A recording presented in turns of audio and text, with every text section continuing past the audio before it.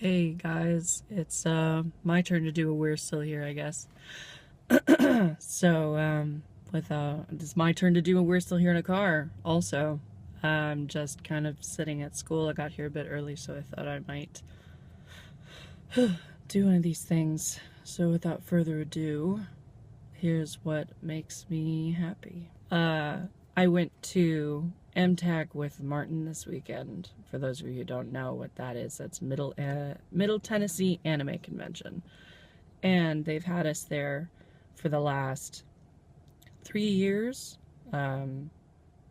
Technically 2, but the last 3 MTACs that have happened. And each year has been really, really great. The first time we were there, Dan Green was there, and so we got to meet him, and it was super cool, and I got to joke around with them and stuff, and yeah, I don't know, it's just really cool getting to meet someone that you've been listening to for such a large portion of my life, because I grew up on Yu-Gi-Oh! It's the reason why I got into anime and wanted to do voiceover and everything, so it was neat kind of meeting that little, like, monumental part of my life.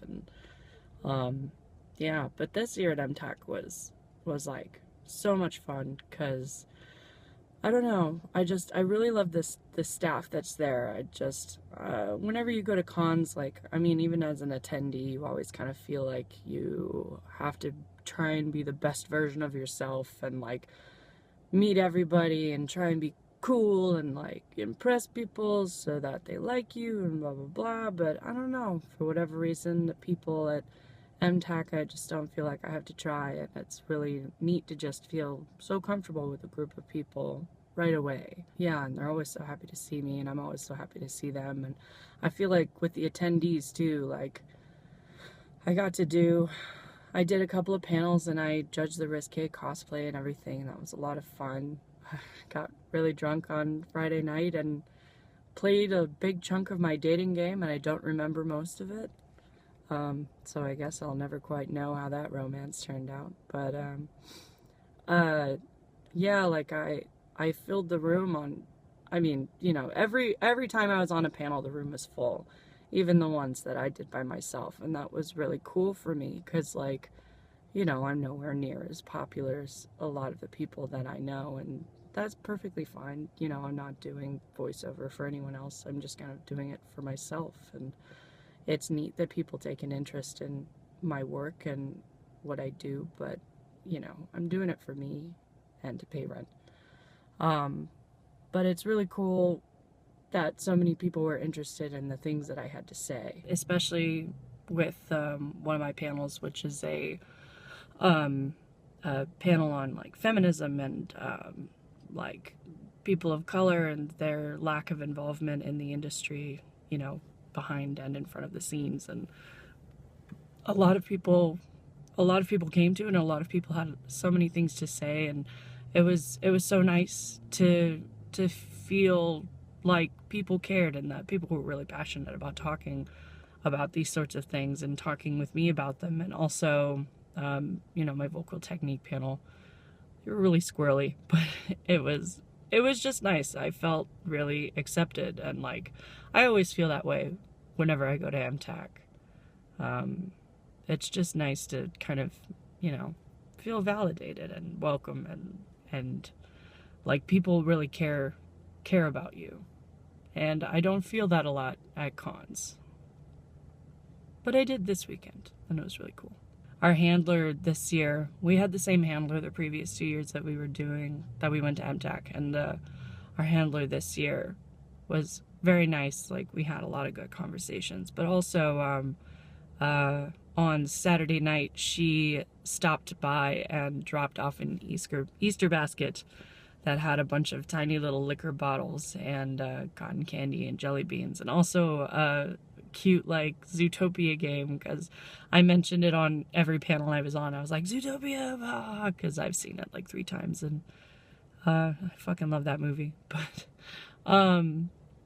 she bought us a little game, and we got to play it, and it was really cute. And yeah, like, I don't know, it's just so nice, like, feeling like you're part of something. And I'm sure, a lot of you guys, when you go to cons, you feel the same way. You know, you feel like the fucking belle of the ball when you get to meet all these fun people with the same interests as you and everything else. So it was just a really good time. And in case you can tell, I'm very tired. Very tired and my voice is shot, but you know, we gotta keep going back to, I'm trying to adjust back to normal life slowly but surely, and had a chaotic morning, and obviously I have to spend the next 6 hours at school, but you know, such is life. But yeah, something that's been really difficult over the last few months. I mean, the last thing I did was obviously talking about how things have sort of been going with, on my end of what Martin's been talking about every week. And it's been difficult for me to try and do videos about this, because I have to kind of come to terms with the fact that everything that's happened has really affected me more than I thought it did.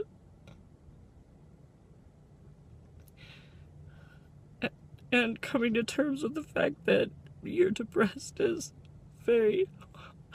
it's hard.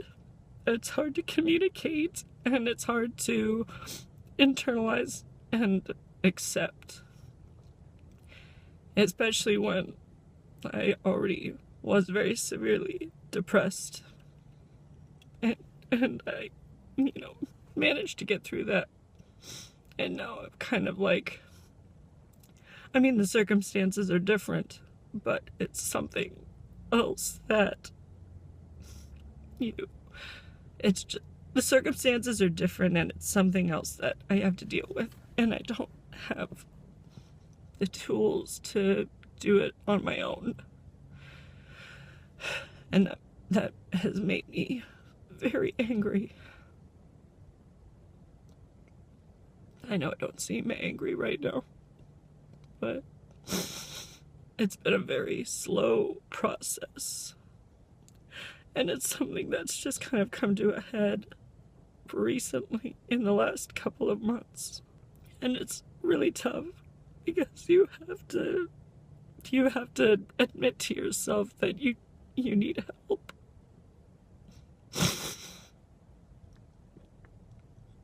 And it takes a lot of humility to do that. And it requires you to be in touch with or acknowledge a part of yourself that you're trying to push off to the side. I've been pushing it off to the side for a long time because I've been prioritizing Martin over myself. And now that I'm trying to focus more on myself,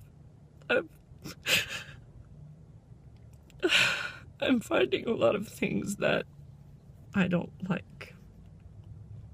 And that's difficult to admit. I am going to get help, and I know I've needed help since the end of last year. But it's really hard to make that call, the phone call. But it has to get done, or else you're never going to feel better. And I know that, and that's something I've said for a long time, and it's just hard having to say it to myself again. So I guess I'm just saying this so I have some public accountability and to motivate anybody else who is also being obnoxiously stubborn about it to really want to help yourself enough to do it. It's not worth putting off, because you're not just hurting yourself, you're hurting everyone around you. And, you know, and not just significant others, but parents, siblings, friends. It's hard to want to do anything when you're just so fucking sad all the time. And it's hard to feel happy about things when you're sad all the time, and it's hard to enjoy things when you're sad all the time. I basically feel like I don't know my friends anymore, because when I see them, I just don't feel like myself. And that's why MTAC was so nice this weekend, because my skin felt like mine. And I knew who I was.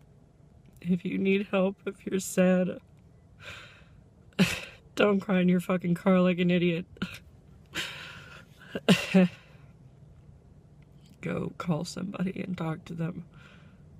And try and find the resources that you need to do it. I'm gonna do it. I should probably go to class first. But thanks for watching. And I hope you feel better.